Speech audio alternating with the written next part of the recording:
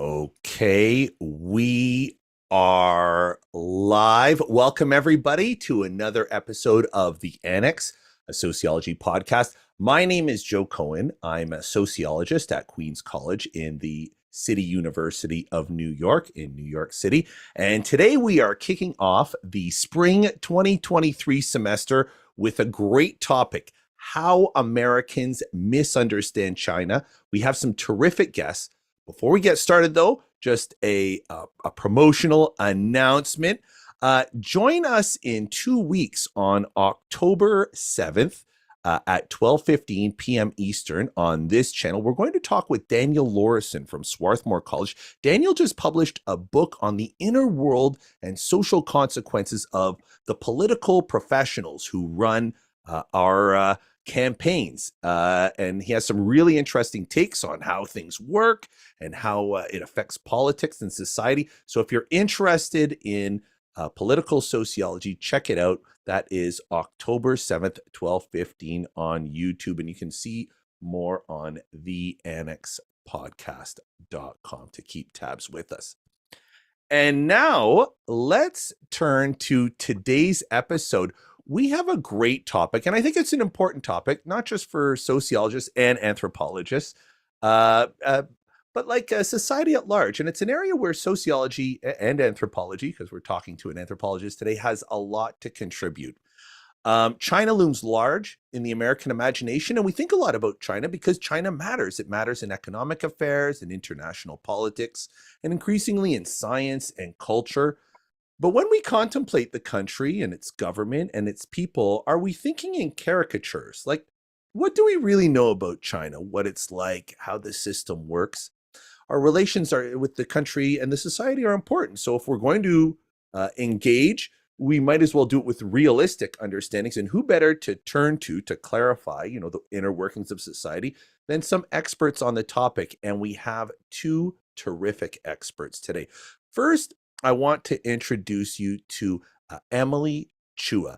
Emily is from an anthropologist at the National University of Singapore. She's author of The Currency of Truth, Newsmaking, and Late-Socialist Imaginaries of China's Digital Era with the University of Michigan Press. It's a book about how the media functions in China, delving into the details of the practical lives of Chinese journalists. It looks terrific, and I'm really excited that she's able to come on the show. Welcome, Emily Chua. That when I turn that's it. Come on in. Hi, everyone. Nice to meet you. Thanks, Joe, for organizing and having me. And really looking forward to the conversation. Totally. And I'm particularly excited because you stayed up quite late. What time is it out there in Singapore? A little past 1 in the morning. Well, thank you very much. I'm very grateful for that. I couldn't do anything past 9 p.m. So hat tip to you. Now, our second guest is Ya-Wen Lei from Harvard University. Ya-Wen is the author of The Contentious Public Sphere, Law, Media, and Authoritarian Rule in China with Princeton University Press. It's a book that talks about how the Chinese government managed public opinion through censorship and regulation, and also how people came to use those institutions and create a public discourse or a civic discourse. We'll get her to talk a little bit more about it, but first, welcome, Ya-Wen, to the Annex. It's great to have you. Hi, Joe. Hi, Emily, and thank you for having me. First of all, I guess happy beginning of the semester to both of you. Have you guys started yet? Have you started teaching yet? I just started. Like this week, you just started? Yesterday. Yeah, my first day is tomorrow. How about you, Emily? Have you started We're in yet? week 3. Oh, you're in the thick of it. Well, one thing that I has been on my mind, and I've been dying to talk to somebody about it, so I just want to get 2 minutes of your time. I want to talk about ChatGPT because honestly, it is completely shaking up my world, and I don't even know how to teach this coming course. And I saw this story in the news today. I just want to put it up here, just because I think it's really something else. This is news that came out yesterday. ChatGPT passed an MBA exam given at Wharton. The professor, it was like an entry level exam, I guess, to see if you could like waive the organizational behavior requirement or something along those lines. And he said the student got a B, and the professor would have waived him out of the course requirement, which means, basically ChatGPT can perform like a first year Wharton MBA student. I don't know. What are you guys thinking about this technology? Like for me, it's just, I don't even know what to think about or what to make of it. What have your reactions been? Yeah, it's funny. I mean, and if you don't mind, I just jumped in because this afternoon I just started my GPT account and I asked it to do a Marxian analysis of a situation in which someone had worked for them or they had worked for someone else. And it was really shocking sort of seeing the words just sort of stream onto the page of a solid B answer. But that said, it was a really a B. And nothing. It was very truthy and sort of a very weak argument, just sort of plausible sounding things. I don't know, Ya-Wen, have you? I, as a person who study sociology of work, I'm always very skeptical about this kind of news because we have heard about how robots, how softwares would replace a human worker for hundreds of years. And I think that happens, but to some extent, and then there will be new kind of jobs that occur. And I see that we have a tendency to have some kind of technological fetishism.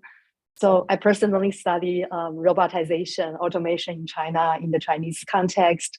And I saw like people's hope deviate from the reality. We really give technology too much power. That's my suspicion, but I don't really know. I haven't begun to use ChatGPT, and I hope ChatGPT can do more. So you think it's not going to? You think everybody's a little bit too overexcited about it? We're ultimately going to be disappointed. Right. Yeah, like AI, right? Machine learning. People have been talking about this for many years. Automation. Right. I gotta say though, in some ways, it has been amazing to use this technology.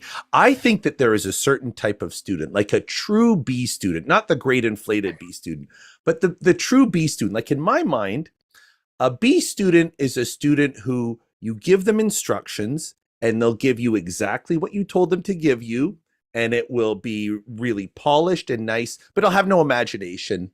No real meat, but it'll be really well executed and they'll do exactly as they told. And I think those students are in trouble. They're like the students who were really good at doing an ANOVA by hand in 1960, right before like computers came in. That's my feeling.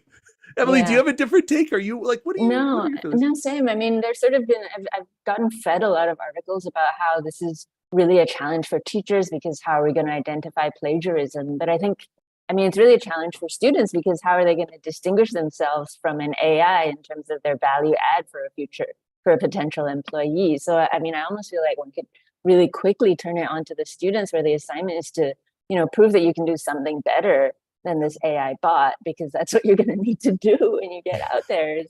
Because the AI bot is $42 a month. I think they just introduced their sort of premium package, right? Yeah. So, if you're trying to make more than $42 a month, you're going to have to do better than GPT on this assignment.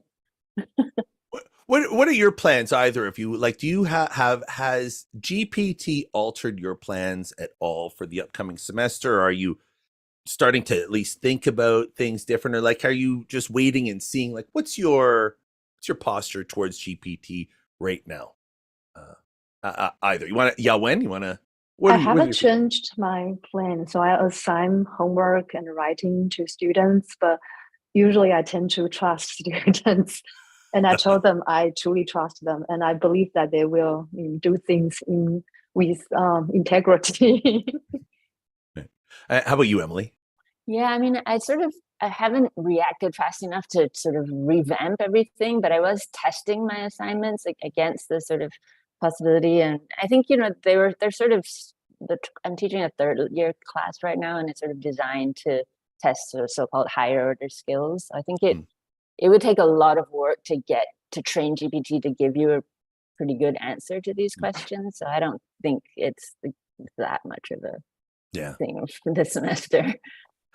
I have a feeling like when the image generation came out, I had a feeling like eventually we're going to see so much of it that our eyes are going to start to recognize generated content. Like our eyes will instantly recognize generated text, and it will come to be seen as bland or milk toast or otherwise not valuable. I think eventually we're going to catch on, but there's going to be some people who are going to have to find a new thing because some stuff is just not valuable when you're competing against the computer. You have to find some new jobs. Anyhow, let's move on and get started talking about China. That was interesting. So this is a great topic, and I'm really excited to be talking to both of you about this. I will profess that my understanding of China up until I came to Queen's College was akin to like how Americans saw the Soviet Union in 1985. You know what I mean? It was like dated and obviously caricatured. And it's not like it's one of those caricatures that you have, but you just never even rethink it. And it was only when I came to Queen's College, which has a very large Chinese population, I have lots of Chinese colleagues, where I really came to understand, like, I was very simplified and almost caricatured, embarrassingly so. So I'm really grateful to have you both come on to the show today to talk about it. And I thought that we would just start off like just with a global take. You both have had a lot of interactions with Americans, and I'm sure Americans have come to you for your expertise on China. From what you see, like, how do Americans misunderstand China just globally? I mean, there's probably a million ways, but are there some really obvious, sort of recognizable ways that Americans fundamentally misunderstand the country, the government, the people, its institutions? Emily, do you want to start us off? Like, what are your impressions? How do Americans, in a general level, misunderstand China? Yeah, it's an interesting question. I think maybe the sort of strongest impression I have is that sort of despite a lot of scholarship sort of trying to dislodge this image, there is still this tendency to imagine China as a place where a very small handful of almost all-powerful sort of party leaders directs the lives and the minds of the rest of everyone, being this huge and powerless and undistinguished mass. And I think sort of my experience of working there and studying there, learning about people there, is that things make a lot more sense for me when I think of society as a much more sort of intricate network of very fluidly shifting relationships. In journalism, for sure. So that's the sort of topic of my research. I think when you think of this image, when you hold on to this image of sort of small cabal with a huge powerless mass, there's a tendency to think only in terms of coercion, or to be very focused on the question of control and coercion. And the sort of cost of that is that you don't get to think about anything else that's going on. In news being one of the most culturally and socially significant institutions in the world's most populous country, there's lots of things going on besides party control. And so that becomes a sort of cost of that, I think. Ya-Wen? Yeah, I have similar observation. Actually, I have three things that I want to say. Perhaps I just say one of them first. So it's related to Emily's observation. So what I say is based on my reading of tweets and also my talking to many people. So first, I think people tend to really, as Emily said, that have a monolithic view of the Chinese government. So now I focus on the Chinese government. So they focus only on the top of the government. So this view holds that top level leaders have tremendous influence on the entire political system. And also it assumes that some kind of coherence exists within the state. So there is no doubt that the Chinese top leaders are very powerful, and we shouldn't really neglect this fact. This is really a fact. However, the Chinese bureaucracy is enormous and complex. In fact, I would argue it's one of the most complex organizations in the world. And one of the most influential concepts in Chinese politics is called fragmented authoritarianism. So based on this view, the authority below the very peak of the Chinese political system is actually fragmented and disjointed. And this fragmentation is structurally based.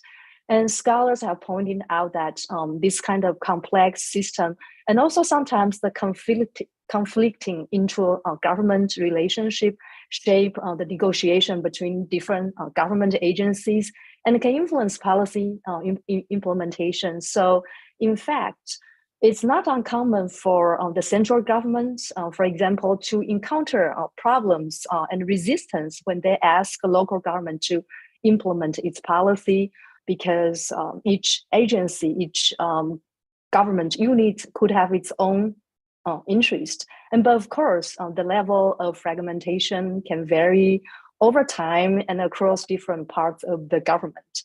And the re-centralization of power under President Xi Jinping have reduced the level of fragmentation since 2013. And in fact, one of the way he tried to reorganize the bureaucracies is really to re-centralize, because he saw such fragmentation as a weakness of the Chinese state. Yeah, so Emily and I share a similar view. Wait, I want to clarify, because this is really profound in some ways, right? It's like, so the bureaucracy itself is like its own almost society in a society, and it's something with which the leaders themselves have to contend, and it's sort of like almost an independent force is what you're saying. And how big? It must have millions of people in it. I mean, Yeah, if a it's lot the of Chinese public bureaucrats. sector. Yeah. It's also quite profound in the sense that, you know, I mean, this is something obviously sociologists should recognize, Right. that governments have limited capacity to do what they want to do. It's like, I mean, and of course it would be true in China as well. Like a government is just an organization. It can only do so much. What about that? So that's very profound. So power is more distributed, and it doesn't just reside in the leaders.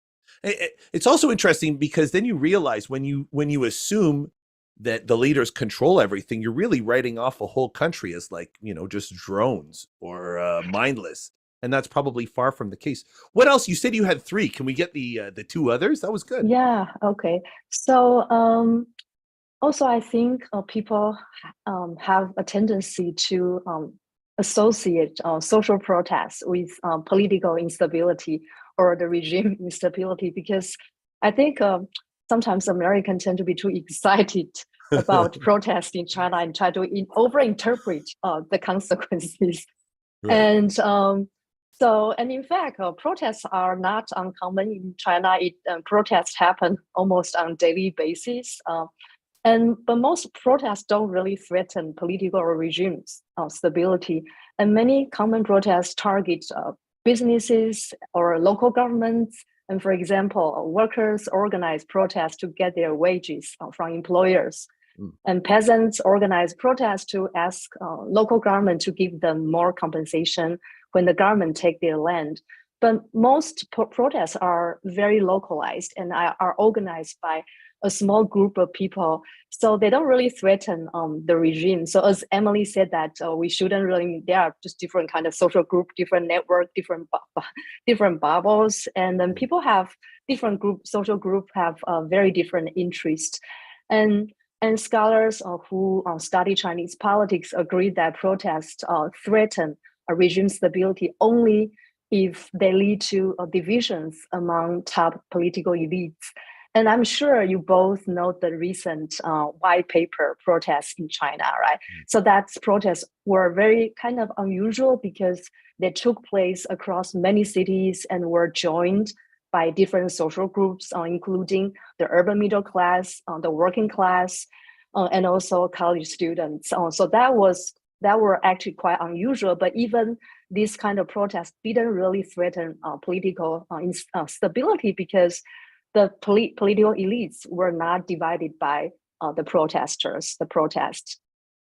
So that's interesting. Emily, do you want to follow up on that, or anything to add? Or that so it is, maybe if we have a conception of a broken, if we imagined authoritarian societies to have broken civil societies where protest isn't allowed, speaking ill of the government isn't allowed. What you're saying is that the Chinese system actually has incorporated some type of consideration of these mechanisms, like protest is regular and there's a feedback mechanism.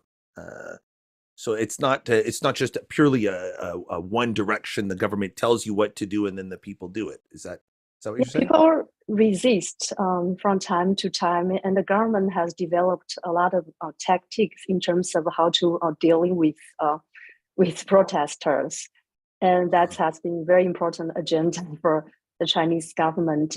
I think the problem is really the level of civil disobedience. So this time, I mean, during the white paper protests, I did find something quite unusual, because in some parts of China, there were not, at some point, so there were not enough police to control the situation. And, you know, when people follow the rule, then you don't really need to have so many police. But then this time I did see that they were struggling a little bit, but after the government took action, they still can control the situation. Amazing. All right. And then before we turn to the books, I'm enjoying this. Please give us number three. Okay. So let me talk about number 3. Okay, let me think about how to articulate. So I think this misconception is about China's political economic system. And in the US, many people think today's China is a communist or socialist country. And it's very misleading. And I think when we talk about communism, we are talking about a social order based on egalitarianism and the common ownership of property. And when we talk about socialism, we mean a range of economic and social systems characterized by social ownership of the means of production. And is it true that China is ruled by the Communist Party? But in reality, China today doesn't really have a communist or a socialist system. And instead, it's an authoritarian state capitalism. And China is one of the most unequal countries in the world in terms of income and wealth distribution. So China and the US are very similar in this aspect. And also in China, in its institution, in terms of allocating access to public goods, often discriminated against the working class and the disadvantaged group. And also the Chinese government is the single most important actor involved in capital accumulation in China and probably in the world. The development of China's economy in post-reform era is a result of the Chinese government's alliance with different kinds of capital, foreign capital, domestic capital. And for example, Wall Street's financial capitalists often lobby for the Chinese government in the US.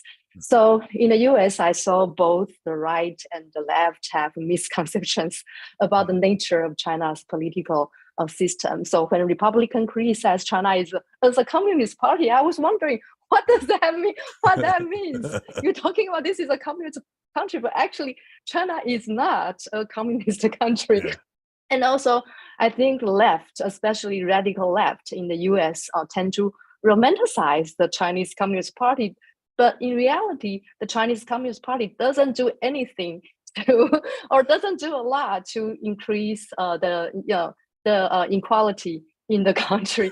So I think this is really, it's strange, and people tend to see the label Communist Party, but actually they are not Communist Party if we define communism seriously. Yeah. I have a question for both of you. Is it that in some ways our conceptions are stuck in like 1960s Cold War thinking? Is that what's going on with us? A lot of us are sort of just trapped with old ideas that we haven't broken out of.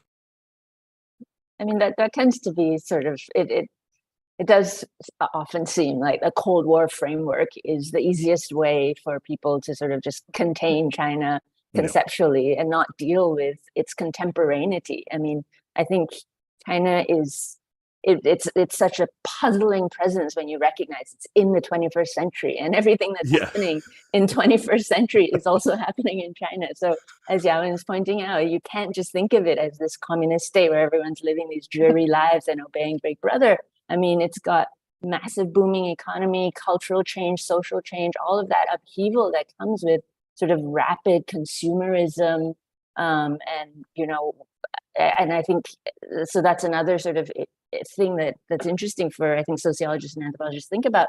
The sort of existential struggles of people on a day-to-day basis are not all about party control.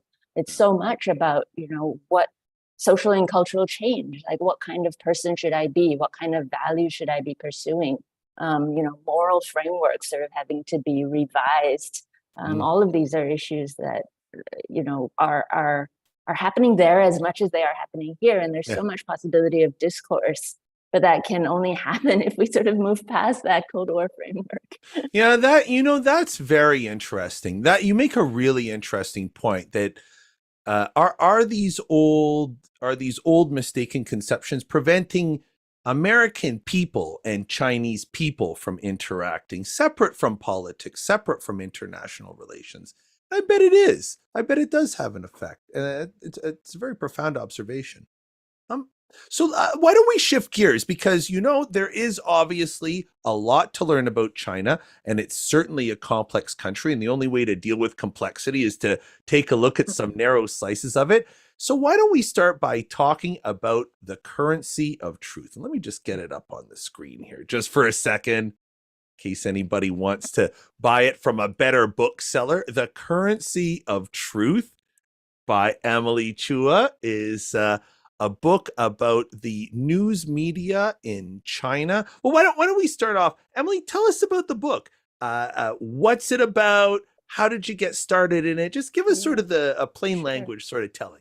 Right, cool. Okay, so the backstory, I guess, of the book is that I wanted to write an ethnography of newsmaking in China that didn't set out from the question of what does news do for the party or what does news do for the people, but instead sort of asked what news articles do for newsmakers themselves. How do newsmakers understand their articles to work?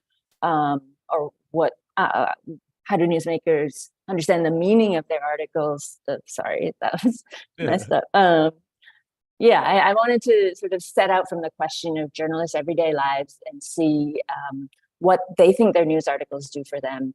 And I wanted in particular to work with ordinary journalists rather than journalists who specialize in what gets called investigative or critical news reporting.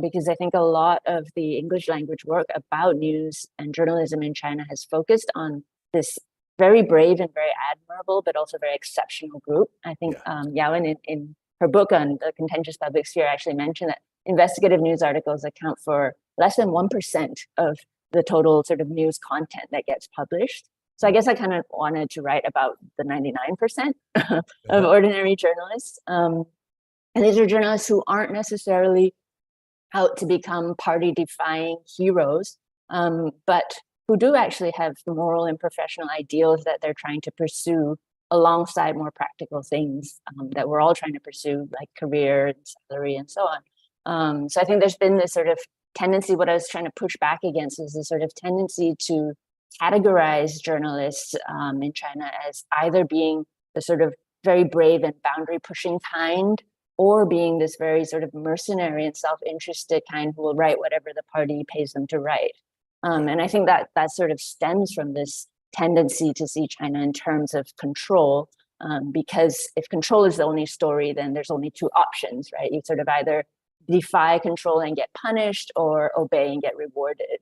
And I wanted to write about, I think that's sort of quite a destructive caricature of the 99% of ordinary journalists who don't fall into either of those categories, who, like ordinary people everywhere, are on the one hand trying to live socioeconomically sort of rewarding and secure lives, but also trying to do the right thing and make themselves good and worthy individuals. So I wanted to write, So wait, I have a question. So I'm understanding you talked to sort of like the beat reporters. You were talking to like the person who does the sports beat or the metro beat or the all of those sections that don't involve geopolitical conflict between the Americans and the Chinese. Is that basically?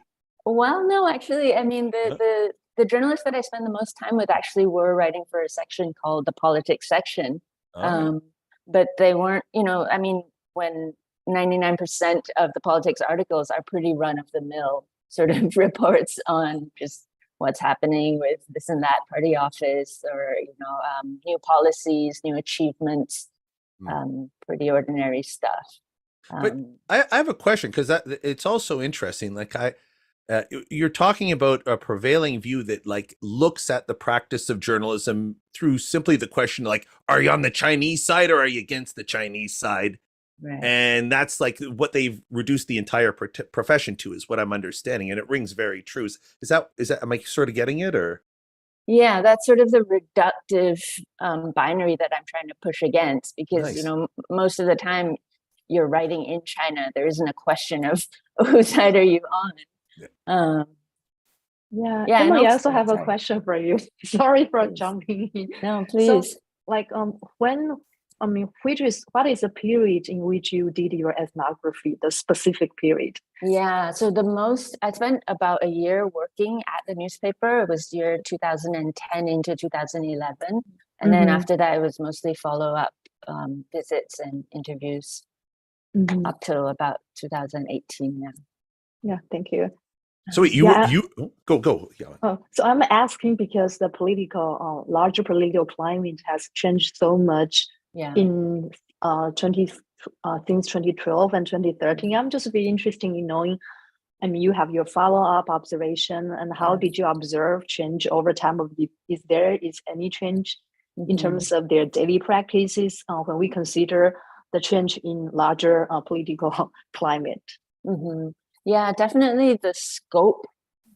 There was a feeling, it was very palpable that for sort of more critical statements shrank, and also that there were more and more assignments that were more and more structured in terms of what is the political message that is supposed to be carried across. But I guess what I think is important to highlight is that, there's a tendency to say, okay, as soon as Xi Jinping came on stage, then media had to become very obedient and propagandistic because of this very powerful person on top. But really, anything that happens has to happen through these complex networks, right? It's sort of not just the person on the top can order this to be the case and now everything's going to be the case. So, I mean, I guess what I observed was how the new sort of propaganda objectives really had to work their way through to the local propaganda officers and their demands, which then had to work on the editor-in-chief and the sort of executive level of the newspaper itself, which then had to sort of trickle down to the particular department editors, and everyone along the way has to somehow become incentivized and become aligned. So it's a much more sort of tooth-pulling process than sometimes it gets written about it. So it's very easy to achieve. How does that work? How does the government sway the news then? What are the concrete mechanisms that they use to influence journalism or influence what's reported? Yeah, so I mean, Ya-Wen has written a lot about this. I don't know if you want to. We'll get to it in a sec. We'll get to hers. Okay, so but anything? Yeah, maybe with this is you know what? Why don't we just? Go ahead. Yeah, well, so certainly, I mean, the most obvious sort of direct mechanism is just the directives that get sent from central and local propaganda office to the newspaper, to its editors, editor-in-chiefs, who then have to send that down. But I think something that I write about in the book is how actually a lot of the incentive to stay aligned actually comes from the commercial interests of the newspaper, rather than through direct political. Let's introduce Ya-Wen's book and make it a little more dynamic, because really she is the best person to answer this question. So Ya-Wen, let's just bring it in. I just want to give a reminder about your book, just in case anybody forgot. over the course of this thing. Hold on, let me just make this happen. I have a bunch of screens and my thing's not working. So Ya-Wen's book is The Contentious Public Sphere, Law, Media, and Authoritarian Rule in China. And Ya-Wen studies the precise mechanisms by which the government influenced news, but that it had some unintended consequences. Let's start with just the mechanisms of control, Ya-Wen. Exactly how does the government manage the news in such a big and complex system? So, as Emily pointed out, they have these propaganda officials who are in charge of censorship, and they would look at your topics to see if these specific topics are doable. So, I am trained as a political sociologist, and I specialize in the past in political sociology and also social movement collective action. So my book was more, I think I interviewed many journalists, but most of them were doing this kind of more critical reporting. And so the government would restrict the topic they can work on. And also after they produce something, so there are layers of layers. So they have editors, chief editors, and party officials who could read their writing and just kill the publications before it came out. It went out, and also there was a golden period when Chinese journalists were faced with less control. But then after Xi Jinping became the president, then there has been more intensified control. And I remember in 2013, since 2013, the government began to actually put propaganda official as the chief editor and also editors of news organizations. So in the past, those people were the chief editor were actually professional journalists. And then I know because China has some kind of more liberal leaning, very influential news organization. So those organizations were purged by the Chinese government. So they use propaganda officials as chief editors. And that really had a lot of consequences. And so the period I studied was a very optimistic period. And after Xi became the president, many of the journalists I knew in the past either left their job or actually exile, and they actually moved to other countries because of the potential problems. Oh. So it sounds like self-selection is like a big mechanism, both in terms of, if I'm understanding this right, if you're a young journalist and you want to be editor-in-chief of, I don't know, the Beijing Times or whatever it is, the big paper, it helps to be a party functionary as well. And it helps to discipline the organization from within. Is that what you're saying? And so in a way, you have journalists who are aligned with the party, and then they'll leave if they don't want part of it. That's what I'm understanding. Am I mistaking this? Or? I think it's more nuanced. So there is really no white or black or white. Are you affiliated with the party? Because the party is such a complicated structure. Right, of course. And in fact, many people within the party are very open-minded, and they really want to have some kind of reform. And so a lot of news organizations are affiliated with the party, but there are also a lot of heterogeneity among them. So I think that they left because they just didn't see that in the past. I think most of people whom I know saw some space or fragmentation that I mentioned earlier. So they saw some space where they can, for example, utilize the conflicts or different interests between different parts of the government structure, or some government really want to make money, so they want to utilize this opportunity. They saw there was a space for them to do something that they really want. But when this space shrink, some people saw there was no hope, but they just left. And also, so there was also a trend. I think since perhaps early 2000 and China's IT industry began to prosper. And then there are a lot of big internet companies in China began to actually collect and combine news. So they provide news service. And many media professionals, journalists who worked in news organizations began to work for the internet companies because they saw there is a chance that they can reach out to a much broader audience through working in internet companies. Because in my book, I mentioned that, so in China, there was no like a national newspaper, like kind of more commercialized national newspaper like New York Times, this type. Okay. But then internet companies actually serve this function at one point of time. And people saw hope in working for the internet companies. And many people actually left liberal-leaning news organizations and to work for this internet company. But again, after the crackdown, many people feel hopeless. And many of the journalists or media professionals whom I know before began to work as public relation person, public relation company to deal with relationship between government and corporations. So many of them actually shifted to other career paths. So that's actually why I was asking Emily question about the period she studied, and also because as Joe talked about, there is a selection process. Some people left, some people stay, and then just there are different career paths. And recently, I was very surprised because so Harvard has a master program called that's specialized in East Asian countries, and I have students from China, many students.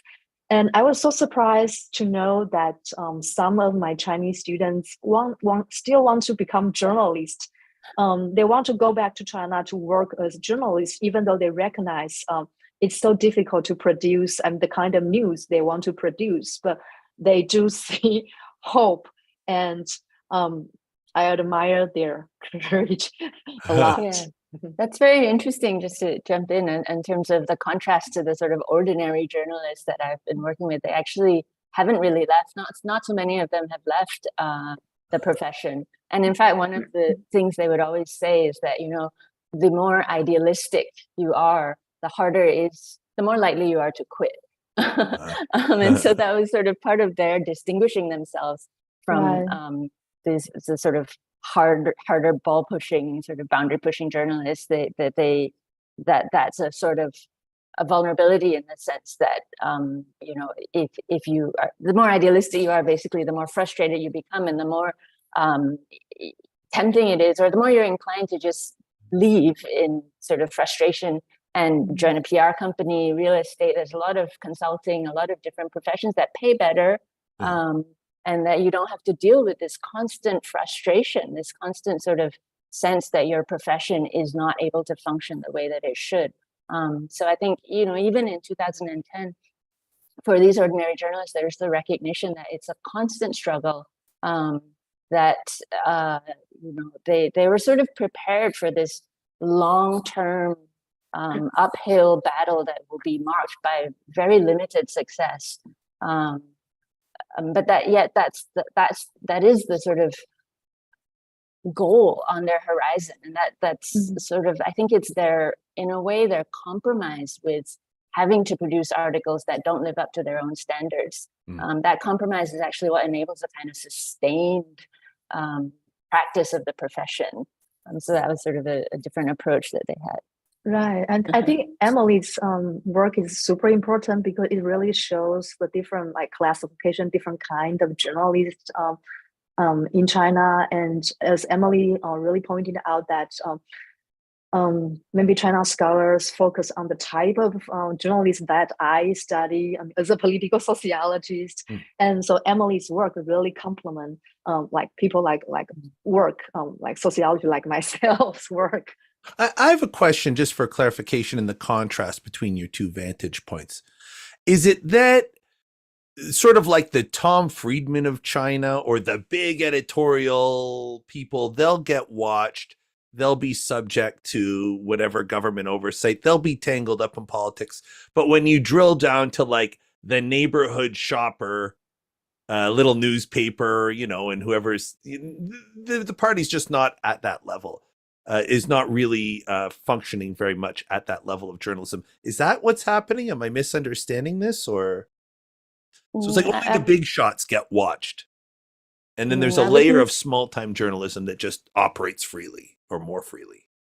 I wouldn't, I'm not sure, Ya-Wen, what you think, but I wouldn't sort of distinguish it into, I wouldn't say that, you know, if you lay low enough, you sort of escape. I wouldn't say that that's true, but I would say that if you're small enough, or, you know, if you fail to become big enough, you might not get read at all. And that's actually something that a lot of the journalists I was working with, a lot of the time were writing, you know, for the politics section, very sort of mainstream articles, and they didn't expect anyone to really read them. And so that actually is part of the argument that I develop of how news in today's China, maybe it's more fruitful to think of it less as a sort of mass communication medium and more as a kind of currency. I mean, I can explain that analogy if you want. But would you? Because that was interesting. I did want an explanation. Yeah, sure. So, I mean, I guess, you know, if you think about money, right, like say a $10 or $1 bill, there is some content on its face, a 10 or a 1, and that's sort of legible at face value. But what that dollar bill actually does for the people who use it is really a function of the particular setting, the particular relationships within which they're using that dollar. And that kind of value isn't legible from its face, right? And so I guess what I argue is that newsmakers in China are often using news in a similar manner, sort of less to communicate something to a public and more to do things within the particular settings and relationships that they find themselves in. So for example, a journalist might write an article about a particular local company, not so much with the objective of telling the public about this company, but more to earn some esteem from one of her editors. Or the editor-in-chief might publish an article in praise of a party policy or a party office, not really to, you know, tell the masses that the party is great, but mostly to forge an alliance with that local party official. And the reason for this sort of practice or this usage of news, I think in China's context, is not because Chinese journalists are particularly unprofessional, which they often get sort of cast as being, but really because the political as well as commercial and sort of digital technological circumstances have combined to create this situation where many journalists like those whom I worked with, can no longer assume that their articles are going to be read. So on the one hand, they're sort of in this conundrum where they want to write articles. The goal, the orienting goal and the horizon that they're oriented to is to write articles that have a big public impact. But in the meantime, they feel really strongly that they need to survive by writing articles that actually do more for their bosses or their business clients or their local political patrons, because these are the relationships that their survival depends on.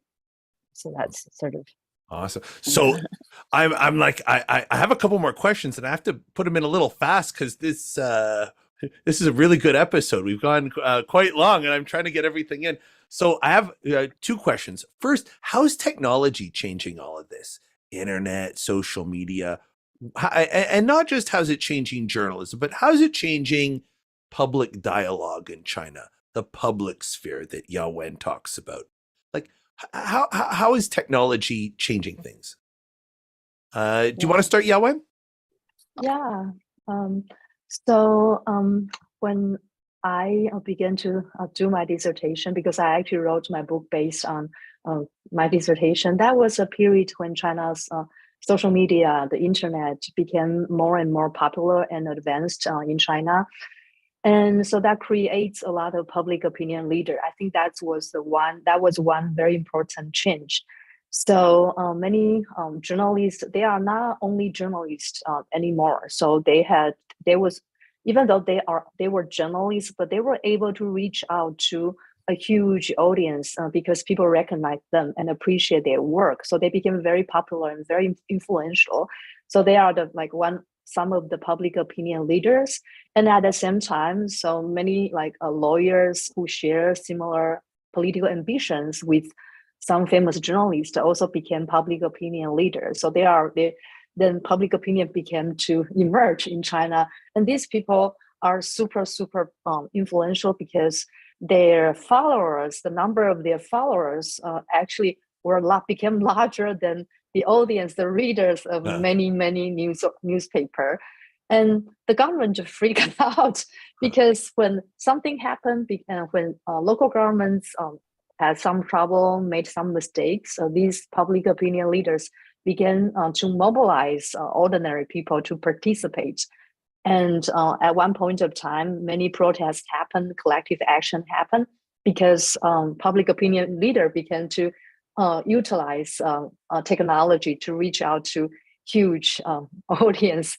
And then that's actually led to the Chinese government's crackdown on these social media companies.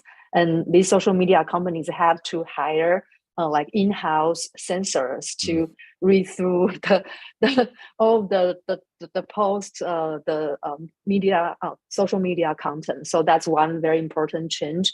And another important change is there are a lot of people who are not trained, who are citizens, who become citizen journalists, and they, through this kind of technology, they can also reach out to a lot of a huge number of readers. So these are significant social change. And actually, I also know a lot of censors who were hired by internet companies. They actually receive very low pay, so they are low skilled workers. Yeah. And they also can use software to actually censor. But in addition to this kind of automation, they also had to actually read using their eyes. And some complain that they didn't receive enough salary, and they overwork a lot, and some even quit their job because the job was no good. Amazing. You know, that they're very reminiscent of changes we're experiencing here. It's just sort of, there's censors in media companies here in America, and so many of the dynamics. But wait, Emily, sorry, I didn't mean to jump in. I just got excited. No, that's exactly where I was going to go with it. Actually, was to think that one of the effects of technology, as well as as Ya-Wen was discussing, a sort of complement to that would be, the sort of in America there is discourses about the rise of digital media leading in towards a crisis of journalism, or taking us into a sort of post-truth news era.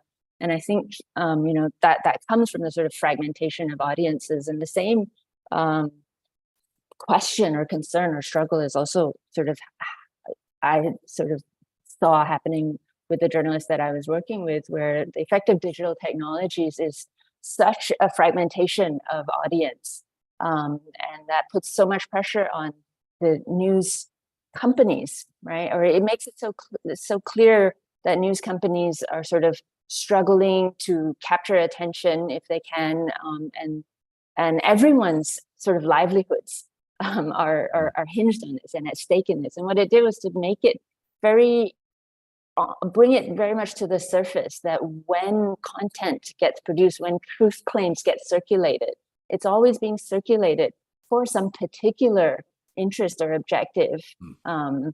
Otherwise it wouldn't happen, right? And so there's sort of no pretense of an independent or an altruistic or a purely for the sake of truth kind of news practice. And then that becomes a very part that sort of contributes to this ongoing existential struggle of trying to be a journalist working towards the good. It's so clear that this medium is a medium of particular agendas.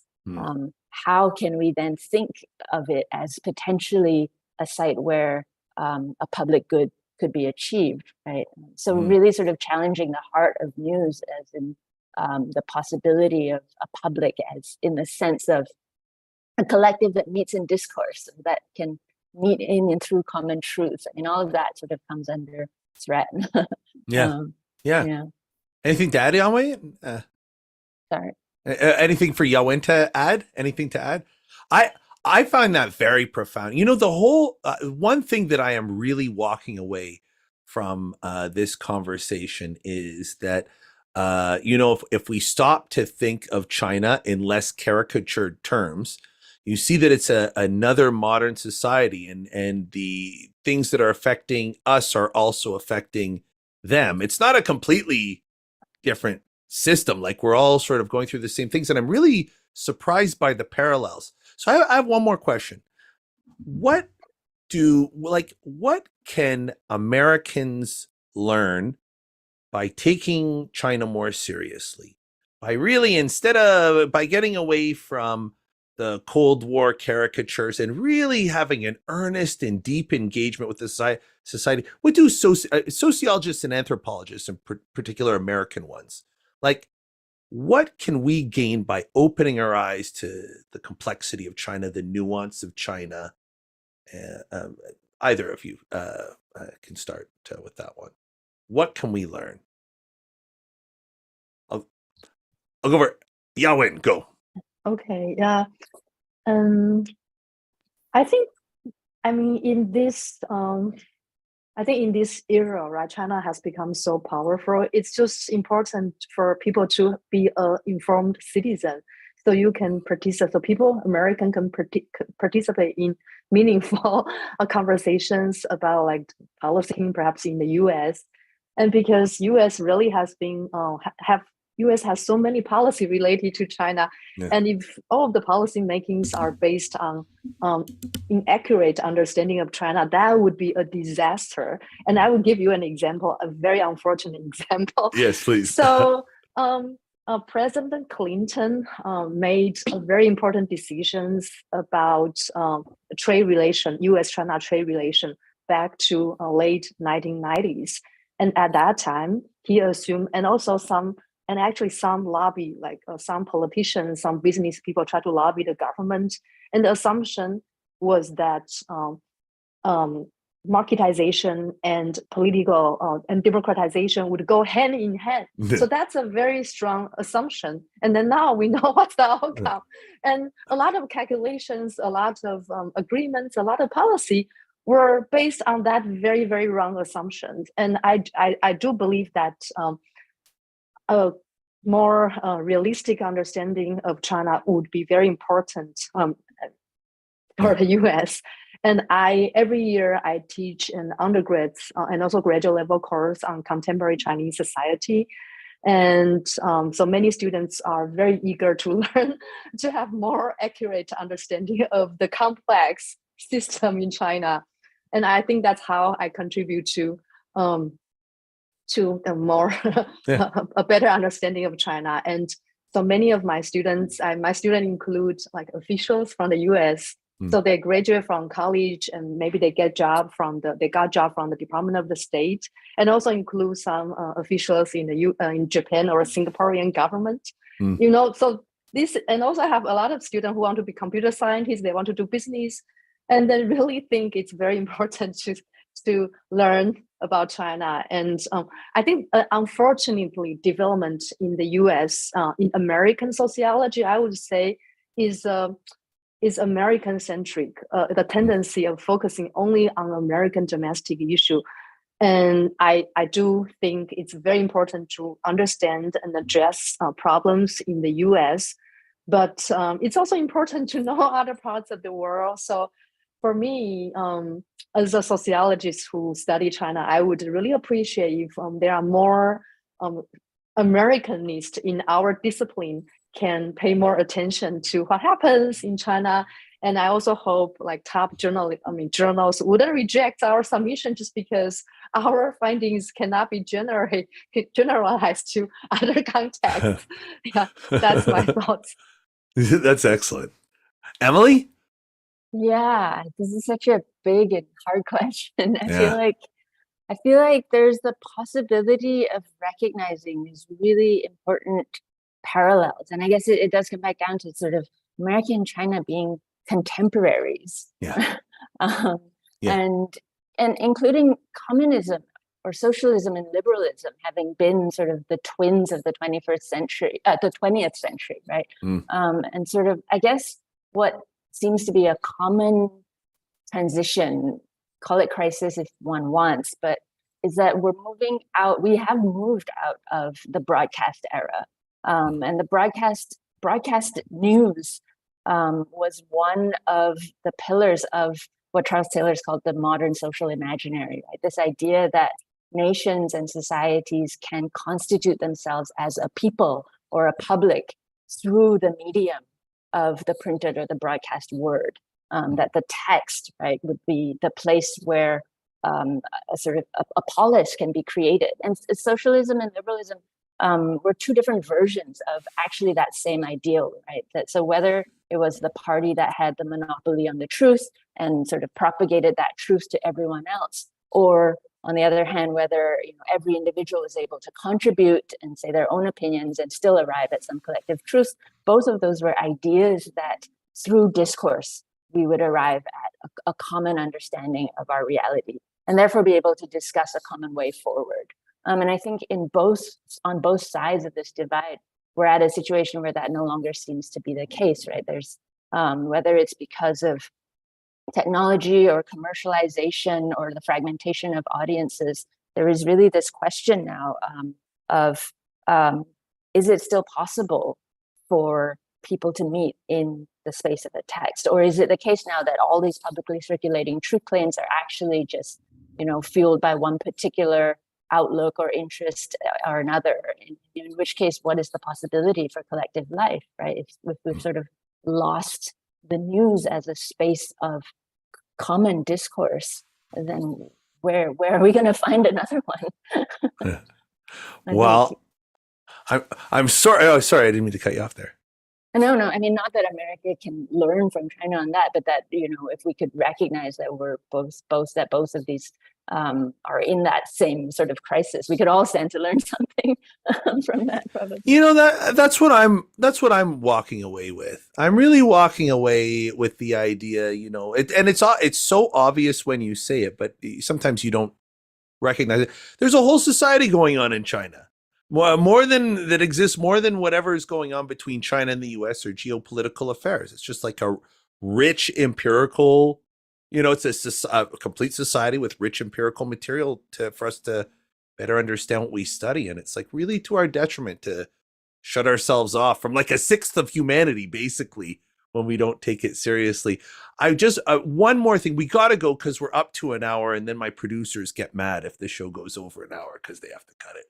But before we go, if there's anybody listening who is interested in China and wants to follow more, you got any good books, any new books from colleagues or friends that you want to plug right before we go off? Any recommendations, any canonical books that we can't miss?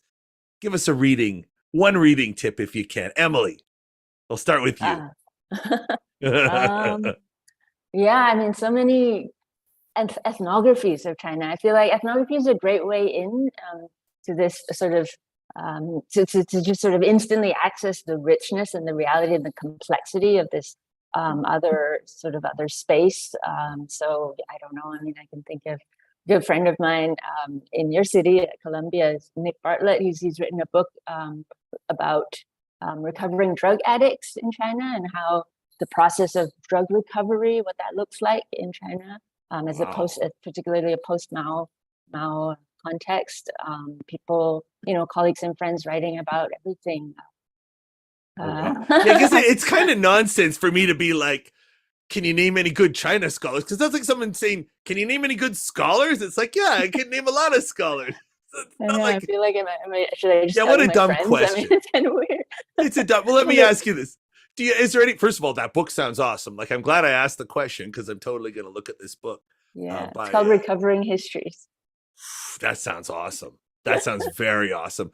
But like, okay, but fine. But, do you have any more friends whose books you'd like to plug before we go off? Yeah, I actually want to recommend a great book. Can you? Oh, hold on. Yeah, your green screen is, there we go. Yeah. The Logic it's of called The Logic of Governance in China. It's written by Professor Shi Guangzhou at Stanford Sociology. So I think this book gives the most accurate and insightful analysis of how the Chinese government at a local level operates on a daily basis based on his ethnography.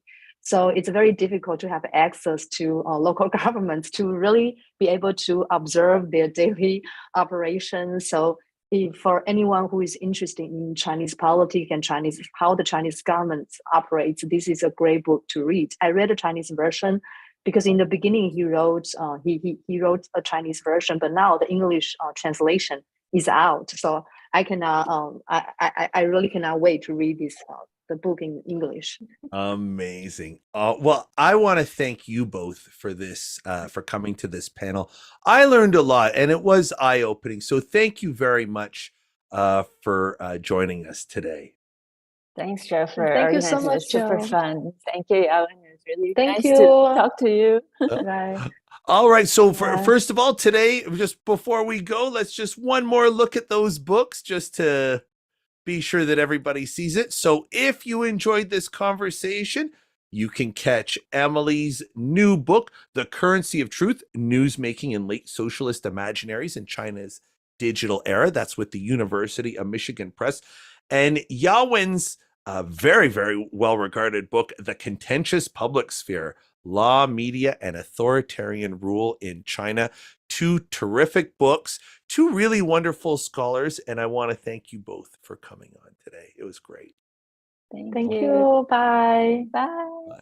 All right, you've been listening to the Annex, a sociology podcast. The Annex is a production of the Queen's Podcast Lab. For more information, visit queenspodcastlab.org. On behalf of my panelists, my name is Joe Cohen. Thank you very much. Join us again on February 7th for Daniel Larson. Until then, goodbye. Bye. Oh, hold on. Do I leave now? Yeah, you can go. Okay. Thanks.